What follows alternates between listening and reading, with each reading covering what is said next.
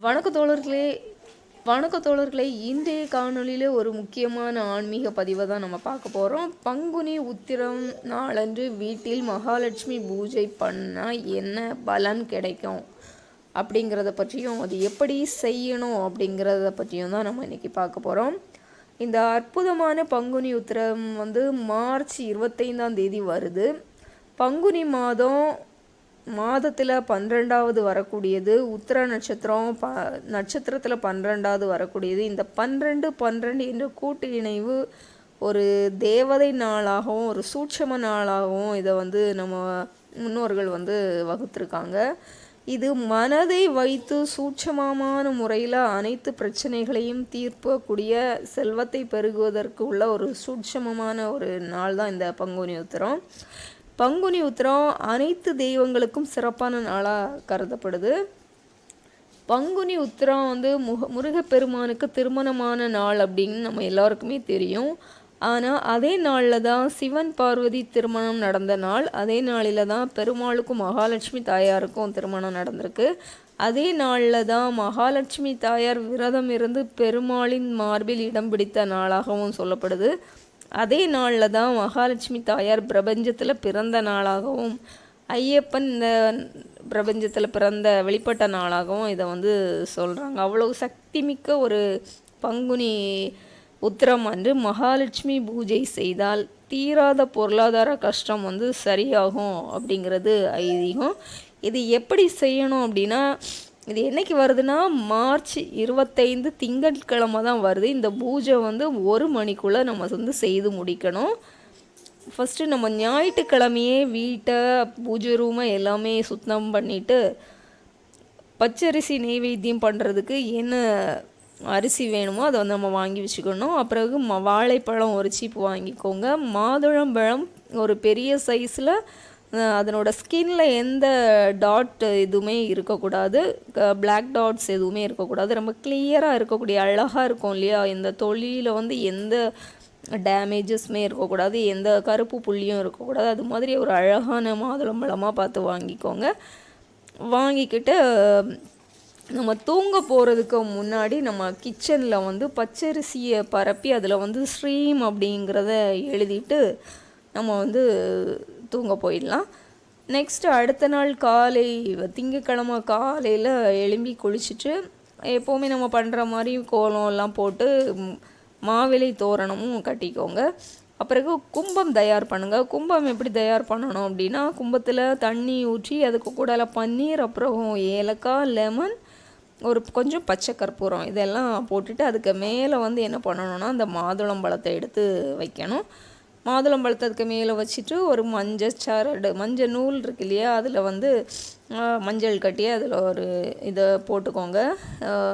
மஞ்சள் சரடு ஒன்று அந்த இதில் கட்டிக்கோங்க. அதுக்கப்புறம் மல்லிகைப்பூ மாலை இருக்கு இல்லையா, அதுவும் போட்டுக்கோங்க. அன்னைக்கு பங்குனி உத்திரம் அப்படிங்கிறது முருகனுக்கும் ரொம்ப சிறந்த நாளாக இருக்கிறதுனால முருகப்பெருமானோட படம் இருந்துச்சு அப்படின்னா அதுக்கு ஒரு சிவப்பு மாலை போட்டுக்கோங்க. சிவப்பு அரளியில் ஒரு மாலை அதுக்கு இது பண்ணிக்கோங்க. நெக்ஸ்ட்டு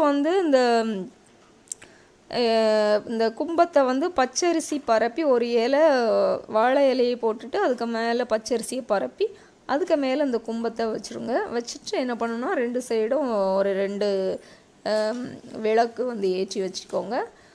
அதுக்கு முன்னாடி நீங்கள் இருக்கணும். அதுக்கு முன்னாடி இருந்துட்டு அதே மாதிரி தான் அந்த நமக்கு என்ன நடக்கணுமோ, நம்ம என்ன இது வேணுமோ அதை பிரியாணி இலையில் ஃபஸ்ட்லேயே எழுதி வச்சுக்கோங்க.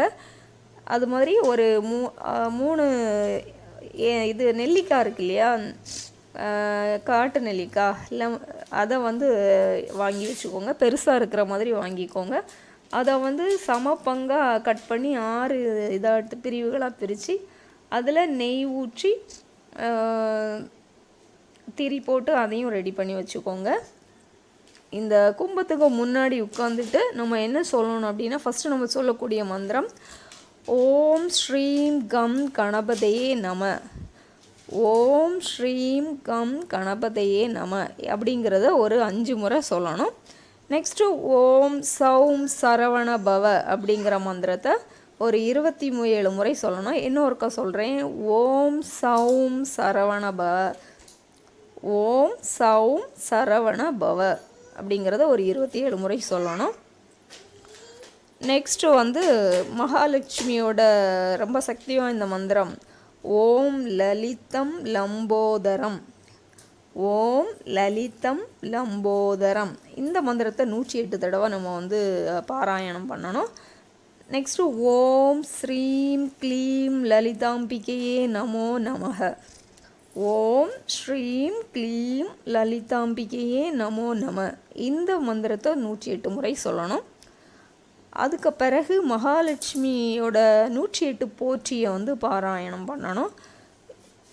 அதுக்கப்புறம் மகாலட்சுமி அஷ்டகம் இருக்கு இல்லையா, அதை வந்து ஒரு முறை பாராயணம் பண்ணணும். அதுக்கு பிறகு கண்டிப்பாக கனகதாரா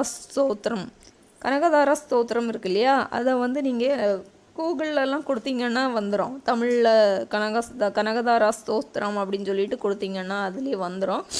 அதில் எதை பாராயணம் பண்ணணும்னா மாதவன் மார்பில் நிற்கும் மங்கள கமலம் அப்படிங்கி வரக்கூடிய அந்த கனகதாரா ஸ்தோத்திரத்தை நம்ம வந்து பாராயணம் பண்ணணும். இது வந்து பாராயணம் பண்ணுறது ரொம்ப விசேஷம். அதனால் இதை வந்து கண்டிப்பாக பண்ணுங்கள். பண்ணிவிட்டு உங்களுக்கு என்ன வேண்டுமோ அதை பிரியாணி இலையில் நம்ம எழுதி வச்சுருக்கோம் இல்லையா, அப்புறம் ஒரு 3 நெல்லிக்காயை சமபாதியாக கட் பண்ணி நெய் ஊற்றி வச்சுருக்கோம் இல்லையா, அதில் வந்து தீபத்தை ஏற்றிக்கோங்க. அதுக்கு முன்னாடி இந்த கும்பத்துக்கு முன்னாடி நம்ம பச்சரிசி பிரசாதமும் ரெடி பண்ணி அதுக்கு முன்னாடி வச்சுருக்கணும். நான் அதை சொல்ல மறந்துட்டேன். பச்சரிசி பிரசாதம் அப்பிறகு பஞ்சாமிர்தம் அந்த ரெண்டையும் நம்ம கும்பத்துக்கு முன்னாடி இருப்போம் இல்லையா, அந்த டைமே நீங்கள் ரெடி பண்ணி வச்சுக்கணும். வச்சுட்டு தான் நம்ம அந்த மந்திரங்களெல்லாம் சொல்ல ஆரம்பிக்கணும். நெக்ஸ்ட்டு எல்லாம் பண்ணி முடித்த பிறகு இந்த பிரியாணி இலையை இந்த 6 பாகமாக பிரித்து வச்சுருக்கோம் இல்லையா நெல்லிக்காய், அதில் நெய் ஊற்றி திரி போட்டு தீபம் ஏற்றி அதை என்ன பண்ணணும்னா அதில் தான் இந்த பிரியாணி இலையை நம்ம எரிக்கணும்.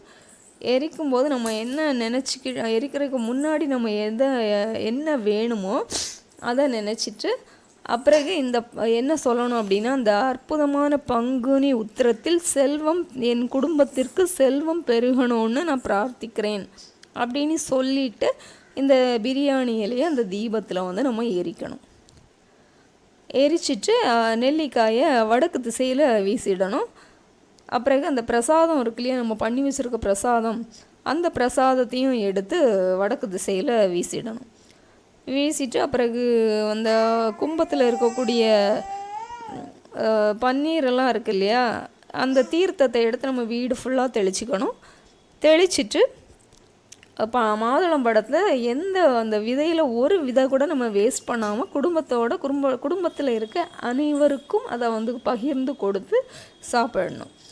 சாப்பிட்டுட்டு அதுக்கு பிறகு நம்ம அந்த இலைக்கு கும்பத்துக்கு கீழே நம்ம பரப்பி வச்சுருக்குறோம் இல்லையா, அந்த பச்சரிசியை வந்து அன்னைக்கே கூட நம்ம அதை வந்து பிரசாதம் பண்ணி சாமிக்கு வைக்கலாம். அப்படி இல்லைன்னா அதுக்கு அடுத்த நாள் வந்து நம்ம பூஜை பண்ணும்போது அந்த பச்சரிசியை வந்து நம்ம வந்து நெய்வேத்தியம் பண்ணிக்கலாம். அப்புறம் என்ன ஒன்று நான் சொன்னேன் இல்லையா, நம்ம வந்து ஞாயிற்றுக்கிழமை நைட்டு இந்த கிச்சனில் நம்ம வந்து போட்டிருந்தோம் இல்லையா, பச்சரிசி பரப்பி ஸ்ரீம் அப்படின்னு நம்ம எழுதியிருந்தோம் இல்லையா, அதை திங்கக்கிழமை காலையில் நம்ம எழும்பின உடனே என்ன பண்ணணும் அப்படின்னா அதை எடுத்து வெளியே போட்டுட்டோன்னா அதை வந்து எறும்புகள், காகம், பறவைகள், அணில் இதெல்லாம் சாப்பிடும்போது அது வந்து நம்ம வீடுகளுக்கு வந்து அது ஒரு செல்வத்தை கொடுக்குறதாட்டு அது ஒரு ஐதீகம். அதையும் நீங்கள் மறக்காமல் பண்ணிவிடுங்க. இந்த மாதிரி பண்ணும்போது நீண்ட நாளாக நம்ம வீட்டில் இருந்த பணம் கஷ்டம் தீரும் அப்படிங்கிறது நிதர்சனமான ஒரு உண்மை. இதை வந்து